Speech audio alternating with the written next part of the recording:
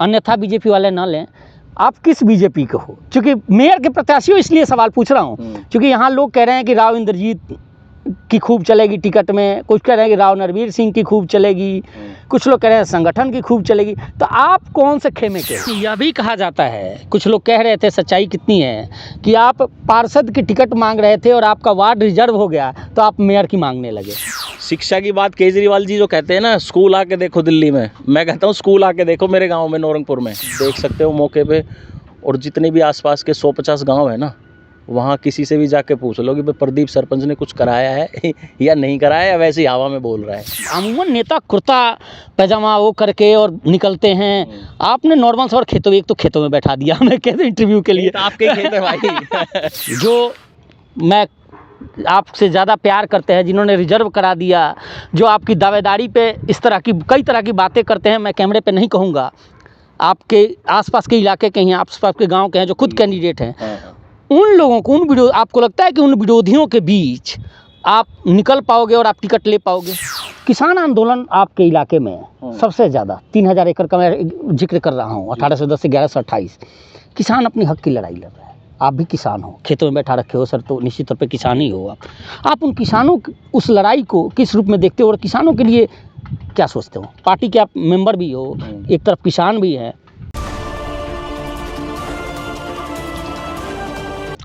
वैसे तो मानेसर नगर निगम में दावेदार और उम्मीदवारों की बाढ़ सी आ गई है। तमाम मेयर पद के प्रत्याशी हैं जो अपने आकाओं के सहारे टिकट की रेस में अपने आप को सबसे आगे बताते हैं। कई दावेदारों का इंटरव्यू मैंने किया है, लेकिन आज मैं जिस शख्स के पास बैठा हूँ वो भी मेयर पद के दावेदार हैं और उनका साफ तौर पे कहना है कि जितने भी दावेदार हैं उनको वो खुला चैलेंज करते हैं कि वो टिकट लेने और जीतने के बाद की बात ना करें, बल्कि जीतने से पहले ज़रा एक डिबेट तो कर लें कि आखिर उन्होंने इस समाज के लिए क्या कुछ किया है और इस धरती के कर्ज को कितना उतारा है। मेरे इन शब्दों से कंप्लीट इत्तेफाक रखने वाले नौरंगपुर के पूर्व सरपंच प्रदीप यादव हमारे साथ हैं। स्वागत है प्रदीप जी। नमस्कार सुशील भाई, आपका स्वागत है बहुत बहुत मेरे गांव नौरंगपुर में पहुंचने पर। मैं ये जो शब्द आप के इंट्रोडक्शन में कह रहा था, दरअसल मुझे आपका रेफरेंस किसी आपके एक मित्र ने दिया, कैमरे पे नहीं कहूँगा। उन्होंने कहा कि आप प्रदीप यादव का इंटरव्यू ज़रूर करो। हालांकि मैंने कई बार आपको फ़ोन किया, आज मेरे पकड़ में आप आए हो। उन्होंने कहा कि ये जितने कैंडिडेट हैं उनमें प्रदीप यादव जो मेयर के प्रत्याशी हैं, उन्होंने वो कर दिखाया है जो अमूमन जीतने के बाद लोग नहीं करते हैं। आखिर क्या कुछ ऐसा कर दिया कि आपकी इतनी तारीफ लोग कर रहे हैं? सुशील भाई, मैं 2016 में सरपंच बना था। अच्छा, गांव ने निर्विरोध बना दिया था। अच्छा, निर्विरोध आप सरपंच? निर्विरोध पंचायत हो गई थी, चुन दिया था, लेकिन उसके बाद एक भाई ने फॉर्म भर दिया। कोई बात नहीं, ये तो चलता है, लेकिन फिर भी गांव ने मेरा साथ दिया और मुझे अच्छी वोटों से जिताया। उसके बाद बढ़ने के बाद मेरे अंदर एक धुन सवार थी कि कुछ करके दिखाना गांव के लिए। गांव ने अगर कोई जिम्मेवारी दी है तो उसको निभाऊंगा मैं। आप सब कुछ पता, आपको कवर भी करते हो, गाँव को भी कवर करते हो आप। मूलभूत सुविधाएं होती है शिक्षा, चिकित्सा और खेल। 3 चीज़ें ये होती हैं बिल्कुल जो मैं कहता हूँ हर गांव में होनी चाहिए। मेरे गांव में स्टेडियम है 5.5 एकड़ में, बेहतरीन स्टेडियम है। 5.5 एकड़ में स्टेडियम, पहला काम। रेसलिंग की, कुश्ती की एकेडमी है। मैं गुड़गांव नहीं, हरियाणा में कहता हूँ ऐसी एकेडमी आपको कुश्ती की नहीं मिलेगी। वहाँ रोज पहलवान प्रैक्टिस करते हैं। सर कैमरे की तरफ देख के चैलेंज भाई, मैं कह तो रहा हूँ, मैं झूठ नहीं बोल रहा यार। काम है, काम दिखते हैं, ये छुपे थोड़ी ना है। अभी तो 4 ही तो साल हुई है निगम बने, कोई मिट नहीं गए होंगे, मौजूद है सारे काम। उसके बाद शादियाँ पब्लिक करती है कम्युनिटी सेंटर में। मैंने शादियों के लिए रिसोर्ट बना रखा है जहाँ लोग शादियाँ कर सके। ठीक है जी। पार्क है, वो व्यायामशाला है 2.5 एकड़ में। 2.5 एकड़ में व्यायामशाला? हाँ। और जो सामान्य चौपाल होती है हर बिरादरी के, मैंने गांव में बनाई है। शिक्षा की बात केजरीवाल जी जो कहते हैं ना, स्कूल आके देखो दिल्ली में, मैं कहता हूँ स्कूल आके देखो मेरे गांव में नौरंगपुर में। उसको कहते हैं स्कूल। बिल्डिंग देखो क्या आलीशान बिल्डिंग है। उसके बाद अभी एक बिल्डिंग और भी बन गई सरकार की मेहरबानी से। पीछे हमारे जो मुख्यमंत्री थे उस समय, मनोहर लाल जी और राव इंद्रजीत जी, उन्होंने उद्घाटन यहाँ से मानेसर से ही कर दिया था, ऑनलाइन उसका उद्घाटन किया है। और रही चिकित्सा की बात, चिकित्सा मेरे गांव में आपको पता है कोविड के दौरान क्या हालात थे देश के। मेरे गांव में भी लेबर बहुत रहती है, हज़ारों में लेबर रहती है। बैठे थे एक दिन, ऐसी बात होगी, परिवार के लोग, गांव के लोग बैठे थे कि यार अगर कोई खुदा ना खास्ता कोई बात होती है तो ये लेबर भाई ये कहाँ जाएंगे इलाज के लिए। हम मेरे गांव में 2-2.5 एकड़ होंडा कंपनी की है जो उजाड़ पड़ा हुआ था बिल्कुल। हमने होंडा वालों से बात की, हम अपनी पंचायत प्रतिनिधि के साथ गए, हमने रिक्वेस्ट करी कि यहाँ हमें कोई 10, 20, 50 बेड का ऐसा कोई सिस्टम बना के दे दो ताकि कोई बात हो जाए तो हम यहाँ उनको एडमिट करा सकें। होंडा ने वो बात मानी हमारी, और 100 बेड का आइसोलेशन सेंटर जो पूरे इलाके में उस टाइम कहीं नहीं था, सिर्फ यहाँ पे था। उसके बाद आइसोलेशन सेंटर, कोविड भी धीरे धीरे निकल गया। हमने सोचा यार बच्चों को रोज़गार की बड़ी दिक्कत है, IMT तो है नज़दीक लेकिन रोज़गार की समस्या है। होंडा से बात की, होंडा इंडिया फाउंडेशन से, यहाँ स्किल सेंटर बनवाया हमने, उन्होंने यहाँ 8-7 करोड़ रुपए लगाए। अब यहाँ 10 चीज़ों की यहाँ प्रैक्टिस कराते हैं, उनको ट्रेनिंग देते हैं। क्वार्टरली बैच में बच्चे पास आउट हो रहे हैं और हर क्वार्टरली बैच में 100 के 125 को बच्चों को हम होंडा इंडिया फाउंडेशन के साथ मिलकर रोज़गार दिला रहे हैं। ये काम मैंने किए हैं, कोई ये नहीं कि मैं फ़र्ज़ी बोल रहा हूँ, आप देख सकते हो मौके पे। और जितने भी आसपास के 150 गांव है ना, वहाँ किसी से भी जाके पूछ लो कि भाई प्रदीप सरपंच ने कुछ कराया है या नहीं कराया, या वैसे ही हवा में बोल रहा है। और शायद यही वजह है कि आप सबको चैलेंज डिबेट के लिए कर रहे हो। चैलेंज, मैं इतना बड़ा आदमी नहीं हूँ भाई, मैं एक छोटा सा आदमी हूँ, एक छोटे से गांव से बिलोंग करता हूँ मैं। जब भी मेरा थोड़ा डिबेट को लेकर चैलेंज की बात नहीं, डिबेट तो मैं ये कहता हूँ कि कोई भी भाई डिबेट कर लो, मैंने कर रखा है। अच्छा। मैं ये नहीं कह रहा कि मैं बढ़ने के बाद मैं ये कर दूंगा, ये कर दूंगा, मैंने कर रखा है, उसको देख लो आप। भाई अगर कोई देखता है कि हाँ बढ़ने से पहले क्या कर रखा है, तो उस चीज़ के लिए मैं कहता हूँ कोई भी भाई आके मेरे से पूछ सकता है, मैं बात करने के लिए तैयार हूँ किसी भी भाई से।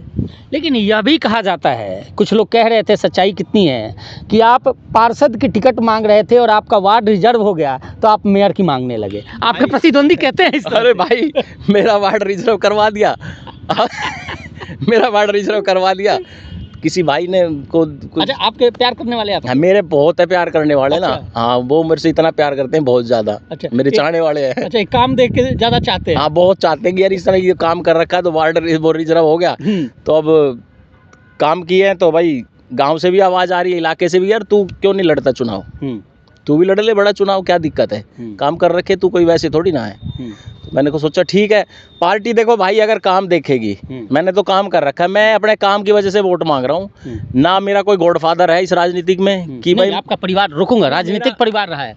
नहीं, राजनीतिक परिवार रहा है, मेरे ताऊ जी भी रहे हैं सरपंच, और लगभग 30-40 सालों से पंचायती राज में हिस्सेदारी रही है परिवार की। तो मैं ये नहीं कहता कोई बड़ा गॉडफादर है मेरा कि भाई मैं तो सीधी, मेरी तो बहुत बड़ी पहुँच है किसी राजनेता से। ठीक है, यहाँ हमारे दक्षिण हरियाणा के कद्दावर नेता है, राव इंद्रजीत भी है, राव नरवीर सिंह भी है, और भी बड़े बड़े लीडर हैं, सबसे अपनी राम राम है। तो इतना बड़ा मैं ना तो भाई इतना बड़ा आदमी हूँ। ठीक है, हाँ काम अगर मेरा पसंद आता है किसी को, पार्टी को, तो अगर पार्टी देती है तो बिल्कुल लड़ेंगे, मेहनत से, तन मन से, पूरी मेहनत से चुनाव लड़ेंगे। आप बीजेपी आपने कब ज्वाइन किया? बीजेपी भाई 2014 में हमने ज्वाइन की थी। बिमला जी चौधरी का चुनाव था, बिमला जी को टिकट मिली थी 2014 में, जब ज्वाइन करी थी, जब उनके साथ लगे थे चुनाव में। प्रदीप भाई एक सवाल मैं पूछता हूँ अमूमन लोगों से कि आप, अन्यथा बीजेपी वाले ना लें, आप किस बीजेपी के हो? क्योंकि मेयर के प्रत्याशी हो इसलिए सवाल पूछ रहा हूँ, क्योंकि यहाँ लोग कह रहे हैं कि राव इंद्रजीत की खूब चलेगी टिकट में, कुछ कह रहे हैं कि राव नरवीर सिंह की खूब चलेगी, कुछ लोग कह रहे हैं संगठन की खूब चलेगी। तो आप कौन से खेमे के हो? भाई देखो, टिकट तो देना तो बीजेपी पार्टी का काम है, किसको देती है, राव इंद्रजीत सिंह के समर्थक को देती है या राव नरवीर सिंह के समर्थक को देती है। मैं अपने काम पे वोट मांग रहा हूँ भाई, टिकट काम पे, मैं टिकट पे मांग रहा हूँ। तो किन से, इन दोनों में से किन से? नहीं, दोनों से राम राम है भाई मेरी, मैं कोई किसी से मेरी ये नहीं कि भाई कोई द्वेष भावना। अच्छा, आप किसी एक सिंगल खेमे के नहीं हो? ना, हमने तो राव इंद्रजीत जी ने चुनाव अब लड़ा, पहले भी लड़े, तन मन धन से उनकी मदद करी है। मेरा पटौदी में गांव पड़ता है, पटौदी विधानसभा में। हाँ, अच्छा, बादशाहपुर में नहीं। राव नरवीर जी ने भी चुनाव लड़े, अब राव नरवीर जी की भी मदद करी है हमने। बिमला चौधरी जी ने भी चुनाव लड़े, उनकी भी हमने मदद करी है भाई। तो आप मदद मांग रहे हो कि सबसे मदद कर दें? नहीं, अगर वो करेंगे तो यार मैं तो बहुत बड़ा शुक्रगुजार उनका। हाँ, कोई एक ये नहीं कि भाई मैं तो किसी, सब बराबर है हमारे लिए, पार्टी के सेवक है हम। तो आप ये चाहते हो कि पार्टी आपको काम के बदौलत टिकट दे? सिर्फ मेरी जो पहचान है वो मेरे काम से है। हाँ, पहले ही कह दिया कि गॉडफादर कोई है नहीं। नहीं मेरा देखिए, मैं इतना बड़ा आदमी नहीं हूँ भाई, एक छोटे से गांव से हूँ। मेरे गांव में भी 3-3.5 वोट है, कोई इतना बड़ा गांव नहीं कि इसमें तो हजारों वोट है। हाँ, तो इतना बड़ा आदमी नहीं हूँ मैं, छोटा सा आदमी हूँ। हाँ, क्या बात है, क्या बात। अच्छा एक चीज़ बताओ, आप अमूमन नेता कुर्ता पैजामा वो करके और निकलते हैं, आपने नॉर्मल सवार खेतों में, एक तो खेतों में बैठा दिया हमें कहते इंटरव्यू के लिए। तो आपके ही खेत है भाई। अच्छा अपना ही है, आपके ही खेत है। कुर्ता और वैसे नेताओं वाली छवि कम नहीं, दिखती है नेताओं आपकी, वाली तो अभी इतने बड़े नहीं हुए जो कुर्ता पहनने लायक हो जाए। कुर्ता पहनने की भी एक, देखो आदमी, मैं कहता हूँ कुछ बढ़ने के बाद पहन ले तो बढ़िया है।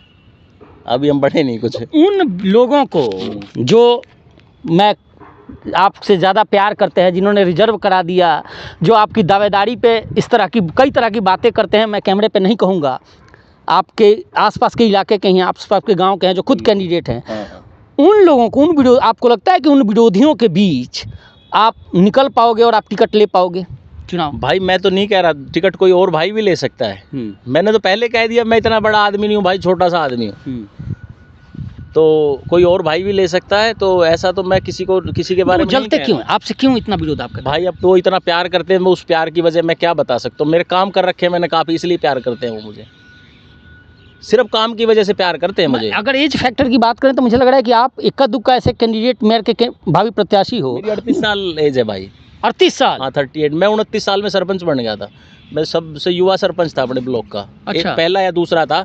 एक सरपंच थे शायद मेरे ख्याल से बजगेड़ा से, सोनू राणा। हाँ। उसके बाद मैं था सरपंच, तो हम दो ही थे शायद सबसे कम उम्र के।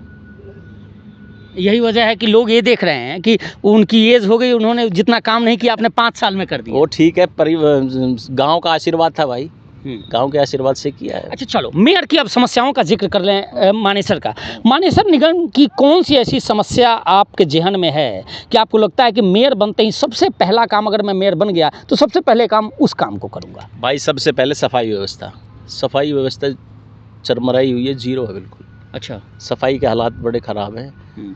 सफाई नहीं है किसी भी गांव में। तो सबसे पहले तो बने या ना बने वो तो बाद की बात है। वो तो अगर नहीं बने तब भी हम फोकस रखेंगे सफाई पे। तो वो तो हमारा पहला कर्तव्य बनता है सफाई का। तो सबसे पहला काम सफाई का है।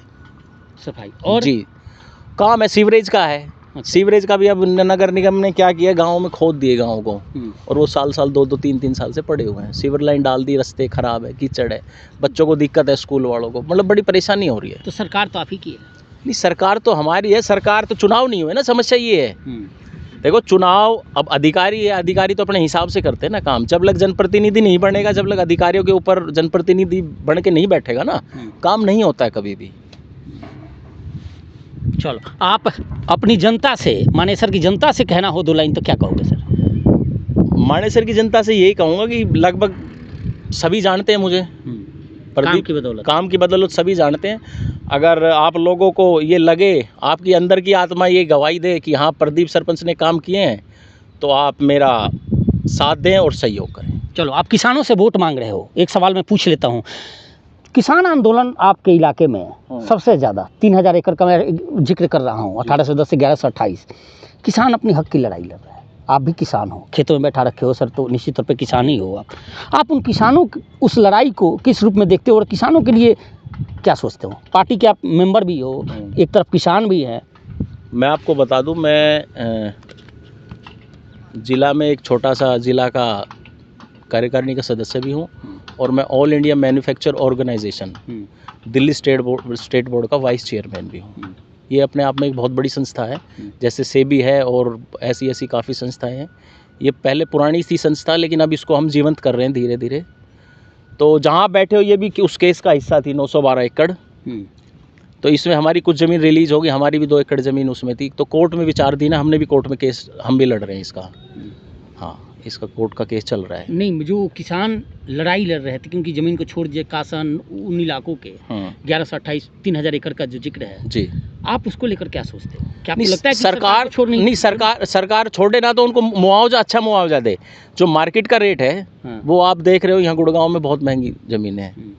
यहाँ तो फिर ये जाति जो सरकार कर रही है, उनको जो मुआवजा जो चीज़ें हैं वो तो आप देख रहे हो कि क्या नहीं, है? सरकार से हम पहले भी अपील करी, हम फिर भी और आपके माध्यम से भी सरकार को अपील यही करेंगे कि जो उनकी ज़मीनें अगर आपको ज़रूरत है, आपने ली है, तो उनको मुआवजा भी उसी हिसाब से सर्कल रेट तो के आपकी हिसाब से सरकार मार्केट अपील के तो रेट- सुन नहीं रही है ना सर, आप कहाँ सुन रही है? आप देख लो क्या स्थिति है। नहीं सुन नहीं रही तो हम तो रिक्वेस्ट कर सकते हैं, प्रार्थना कर सकते हैं सरकार से, और अगर मौका देती है जनता तो उसमें थोड़ा सा बल और मिल जाएगा हमारी रिक्वेस्ट में।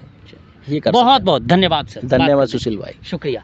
निश्चित तौर पर मेयर की रेस में ये भी हैं, अमूमन मैं कई सुनते रहता हूँ, कई नेताओं से जब जिक्र करता हूँ, इनका इंटरव्यू करता हूँ तो कहते हैं कि बस पहली कलम में कर दूंगा, जबकि मुझे लगता है कि आज आकर देखने की भी ज़रूरत है। हालांकि ये भी वो कह सकते हैं कि उन्हें मौका नहीं मिला, लेकिन मैं आपको बता दूं कि कई कैंडिडेट ऐसे हैं जो ऑलरेडी सरपंच रह चुके हैं या फिर चेयरमैन रह चुके हैं, और उनको अपने कार्यकाल को इनके कार्यकाल से मिलान ज़रूर करनी चाहिए, कंपेयर ज़रूर करनी चाहिए, और तब पुनः एक बार इस मैदान में कूदनी चाहिए। फिलहाल आपकी राय क्या है, कमेंट कर ज़रूर बताइएगा, और चैनल को लाइक और सब्सक्राइब ज़रूर कीजिएगा। धन्यवाद, नमस्कार।